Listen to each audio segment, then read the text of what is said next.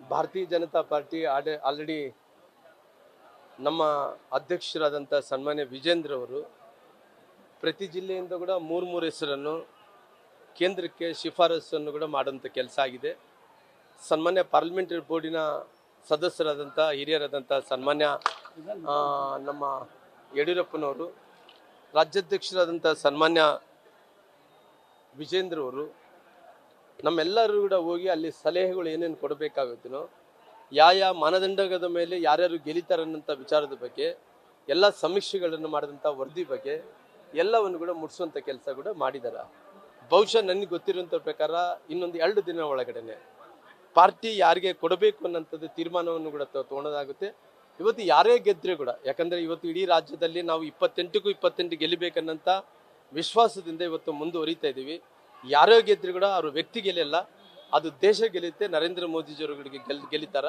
ಹಂಗಾಗಿ ದೇಶ ನರೇಂದ್ರ ಮೋದಿಜಿ ಗೆಲ್ಲಬೇಕಂದ್ರೆ ಲೋಕಸಭಾ ಅಭ್ಯರ್ಥಿಗಳು ಭಾರತೀಯ ಜನತಾ ಪಾರ್ಟಿ 28 ಗೆಲ್ಲಬೇಕನ್ನಂಥ ಆಶೆಯಿಂದ ಕೆಲಸ ಮಾಡ್ತಾ ಇದ್ವಿ.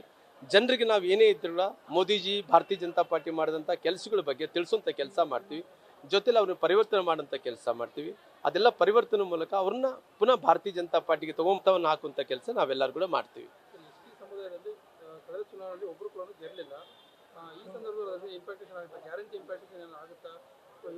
ಅಲ್ಲ, ಭಾಳಷ್ಟು ಇವಾಗ ನಮ್ಮ ST ಸಮುದಾಯದಿಂದ ಇವತ್ತು ಸುಮಾರು 10 ಜಿಲ್ಲೆಗಳು ಮುನ್ನಡೆ ಸಮಾವೇಶವನ್ನೇಳಿ ಮಾಡ್ಕೊತ ಬರ್ತಾ ಇದ್ದೀವಿ.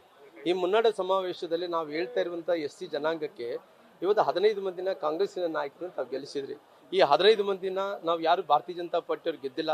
ಈ 15 ಮಂದಿ ಗೆದ್ದಿದ್ದಕ್ಕೋಸ್ಕರವಾಗಿ ನೀವು ಈ ಸಮುದಾಯಕ್ಕೆ ತಮ್ಮ ಕಾಣಿಕೆಯನ್ನು ಇವತ್ತು ನಿಮ್ಮ ಸರ್ಕಾರದಿಂದ ಸುಮಾರಾಗಿ ನಿಮ್ಮ ಸರ್ಕಾರ ನಿದ್ದೆ ಹೋಗಿದೆ. ಇವತ್ತು ನಮ್ಮ ಸರ್ಕಾರ ಇರುವಂಥ ಟೈಮಲ್ಲಿ ಸುಮಾರು 11,500 ಕೋಟಿ ರೂಪಾಯಿ STP ಮತ್ತು TSP ಗ್ರಾಂಟ್ಸನ್ನು ಕೊಡ್ತಾ ಇದ್ದೀವಿ.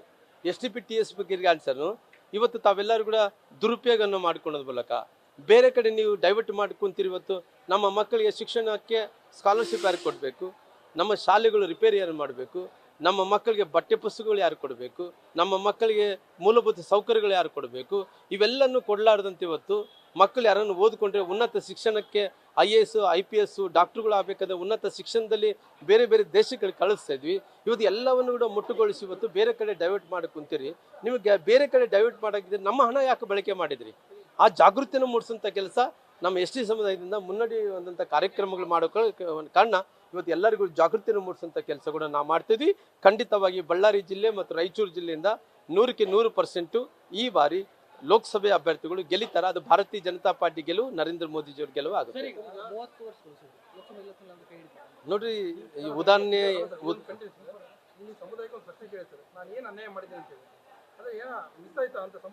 ನಾನು ಇತಿಹಾಸವನ್ನು ನೋಡುವಂಥ ಸಂದರ್ಭದಲ್ಲಿ ಬಾಬಾ ಸಾಹೇಬ್ ಅಂಬೇಡ್ಕರ್ ಅವರು ಕೂಡ ಈ ಸಮುದಾಯಗಳಿಗೆ ಒಂದು ಬೆಳಕು, ಒಂದು ಕ್ರಾಂತಿ, ಈ ಸಮುದಾಯಗಳ ಸಲುವಾಗಿ ಅವ್ರ ಜೀವನವನ್ನೇ ಮುಡುಪಾದಂಥ ವ್ಯಕ್ತಿ. ಬಾಬಾ ಸಾಹೇಬ್ ಅಂಬೇಡ್ಕರ್ ಅವರು ಕೂಡ ಸೋಲಿಸಿದ್ರು.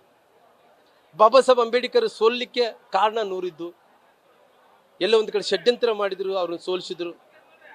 ದಕ್ಷಿಣ ಆಫ್ರಿಕಾಗೆ ಸಂವಿಧಾನ ಬರೆದಂಥ LG ಆವ್ನೂರನ್ನ ಸೋಲಿಸಿದ್ರು. ಇವತ್ತು ಈ ಸಮುದಾಯಗಳಿಗೆ ಇವತ್ತು ಮೀಸಲಾತಿ ಕೊಟ್ಟಂತ ರಾಮ್ಲು ಅವ್ರನ್ನು ಕೂಡ ಸೋಲಿಸಿದ್ರು. ಆದರೆ ಈ ಷಡ್ಯಂತ್ರ ಬಹಳಷ್ಟು ದೊಡ್ಡ ಮಟ್ಟದಲ್ಲಿ ನಡೀತಿರ್ತಾವ. ಆ ಷಡ್ಯಂತ್ರರಿಗೆ ಯಾರು ಕೂಡ ಪರಿಶಿಷ್ಟ ಜಾತಿ ಪರಿಶಿಷ್ಟ ಪಂಗಡಗಳು ತಾವು ಅದರಲ್ಲಿ ಲೀನ ಆಗಬಾರ್ದು, ಅವ್ರ ಮಾತುಗಳು ಕೇಳಬಾರ್ದು ಅನ್ನೋಂಥ ಕಾರಣದಿಂದ ಜನರು ಜಾಗೃತಿ ಮೂಡಿಸೋಂಥ ಕೆಲಸ ಮಾಡ್ತಿದ್ದೀನಿ. ಈ ಸಾರಿ ಸೋತಿರ್ಬೋದು, ಮುಂದೆಲ್ಲೋ ಅವಕಾಶ ಬಂದಂಥ ಟೈಮಲ್ಲಿ ಜನರು ಗೆಲ್ಸ್ಕೊಳ್ಳೋಂಥ ಪ್ರಯತ್ನ ಕೂಡ ಮಾಡ್ತಾರೆ. ನ್ಯೂಸ್ ಫಸ್ಟ್ ನಿರ್ಭೀತಿಯಿಂದ ನಿಮ್ಮ ಪರವಾಗಿ.